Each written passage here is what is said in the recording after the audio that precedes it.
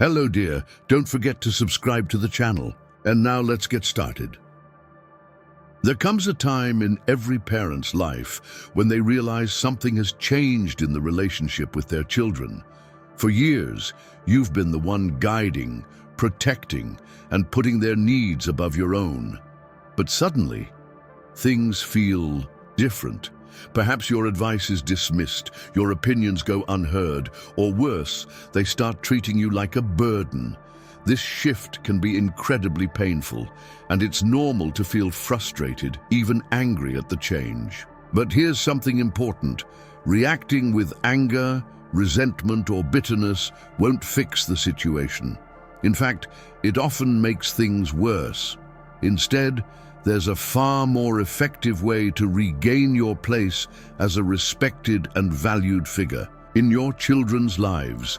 It doesn't involve fighting or arguing. On the contrary, it involves making small but powerful changes in the way you approach the situation. Over the next few chapters, I'll share 6 actions you can take to reclaim your dignity and restore the respect you deserve from your children. These are simple shifts, but they have the power to transform how your children see you. Stick with me until the end of the video, as I have an incredibly important message waiting for you. And if you're finding this valuable, do me a favor. Hit the like button. Drop a comment below with number 1 to let me know you're here, and share this with anyone who might benefit from these insights. Now, let's dive into the first step. Stopping the pursuit of their approval. One of the biggest mistakes parents often make, especially as they grow older, is trying too hard to please their children. You might find yourself constantly accommodating their needs, saying yes when you want to say no, or rearranging your schedule to fit theirs. You do this with the hope that, if you give enough, they will recognize your efforts and appreciate you more. But the painful truth is, the more you chase their approval, the less they respect you. Respect isn't earned by sacrificing your own happiness for someone else. It's earned by respecting yourself. When you continuously bend over, backward, always saying yes, always putting their needs first, you inadvertently teach them that your own feelings don't matter. And once they believe that, it's easy for them to take you for granted. I once knew a woman named Margaret. She was strong and independent in her younger years, but as she got older, she began allowing her children to dictate her decisions. She silenced her own voice and began accommodating them, hoping to keep the peace. But what happened? Her children lost respect for her. They saw her as someone who would always adjust, always agree, always remain quiet. She thought she was keeping the family together, but in reality, she was losing her power.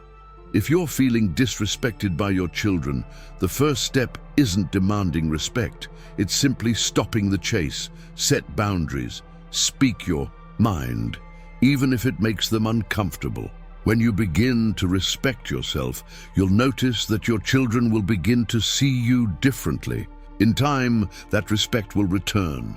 This brings us to the next step, leading by example and avoiding arguments.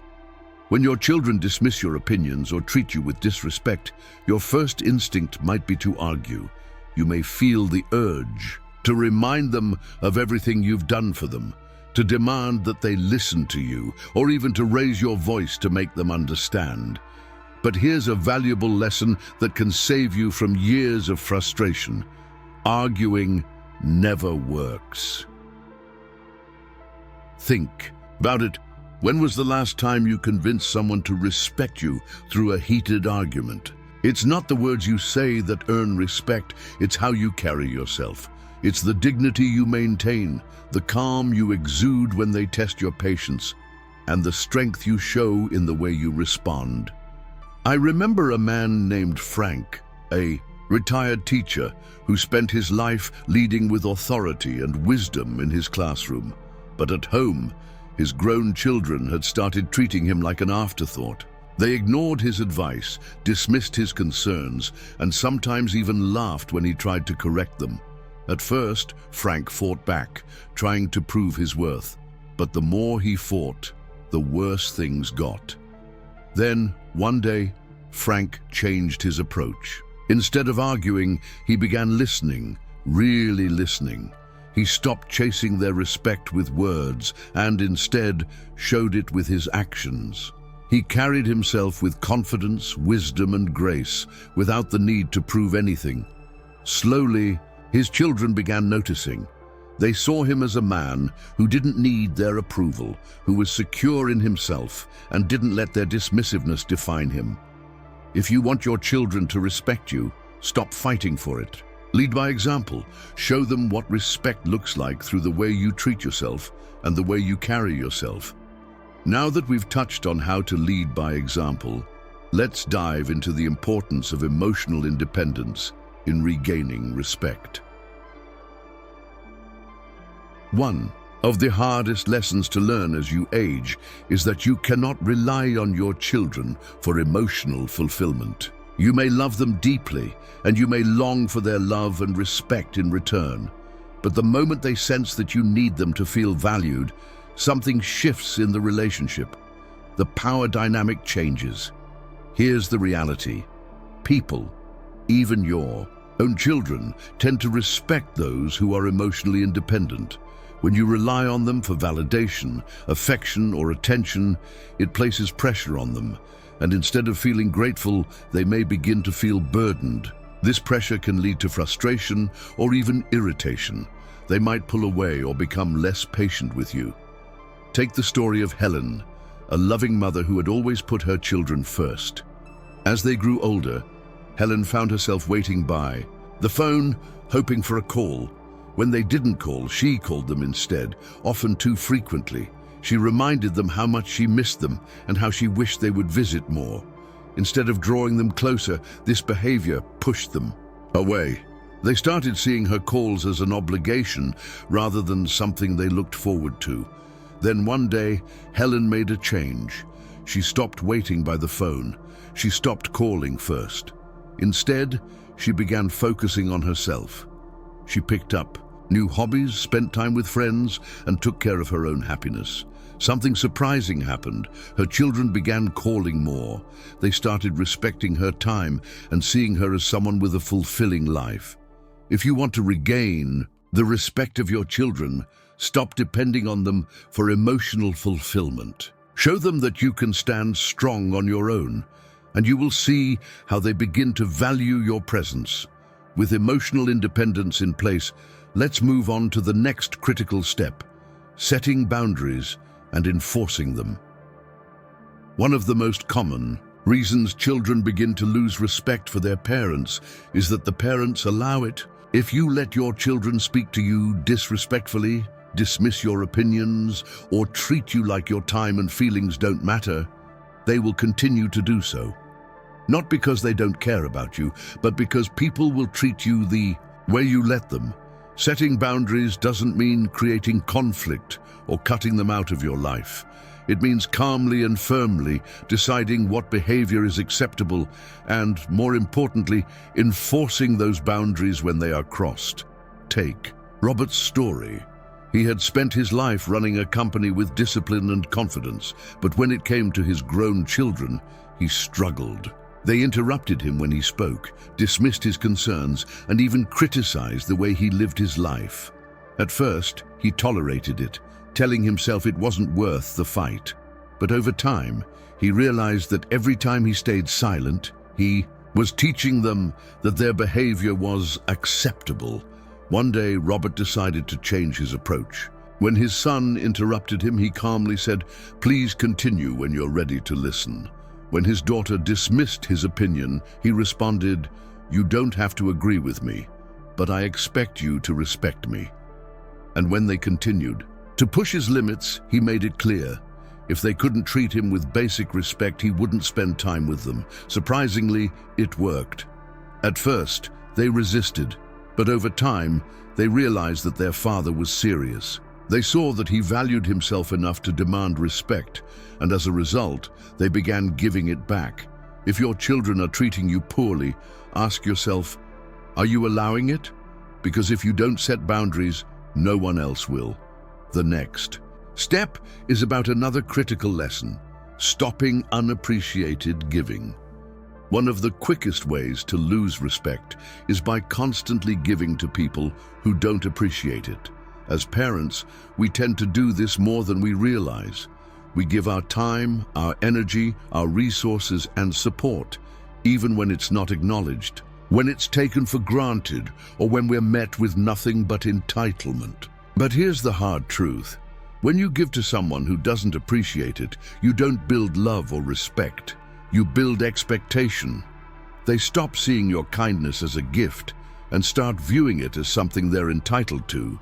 And when you stop giving, they don't feel grateful. They feel inconvenienced. Take George's experience. He was a father who had always been generous to his children, whether it was helping them financially when they needed it or rearranging his schedule to accommodate their demands. He was always there for them. However, instead of gratitude, he was met with complaints. They didn't say thank you, they expected more. And the worst part, when he finally needed their help, they were too busy. One day, George made a change. He stopped overextending himself. He stopped offering help before it was even asked. Most importantly, he started saying no when he needed to. At first, his children were frustrated, not understanding why he wasn't bending over backward for them anymore. But over time, something remarkable happened. They started valuing his time. They began appreciating his efforts because they realized that his generosity wasn't unlimited. It was a gift, not a guarantee. If you feel like your children don't respect your time, your effort, or your kindness, take a step back and ask yourself, are you giving too much? And if so, consider what might happen if you stopped. The lesson is simple. Teach people that your generosity is conditional on respect, and they will start treating it that way. Respect is not something that can be demanded. It is something that is inspired through the way you carry yourself, set boundaries, and live your life. If your children have started treating you with less care, less consideration, or less respect, don't waste your energy getting angry. Instead, shift your approach. Stop chasing their approval. The less you need it, the more they will give it. Do you lead by example, because your dignity speaks louder than your words. When your children dismiss your opinions, instead of fighting for respect, show them what it looks like through your calm presence and confidence. When you withdraw your emotional dependence, you stand strong as an individual, teaching them that you have a life of your own. This emotional independence allows them to respect you not out of obligation, but because they admire the strength you possess. Setting boundaries is crucial because people will treat you the way you allow them to. If you don't stand up for yourself, no one else will. When you stop giving without appreciation, you teach your children that your kindness is valuable and conditional on respect. Finally, building a life outside of them shows that your happiness doesn't depend on their approval. When you prioritize your own fulfillment, your children will start to see you not as someone waiting for their attention, but as someone worthy of admiration. By practicing these shifts, something incredible will happen. Your children will begin to see you in a completely different light, not as someone desperate for their attention, but as a figure who commands respect simply by being who you are.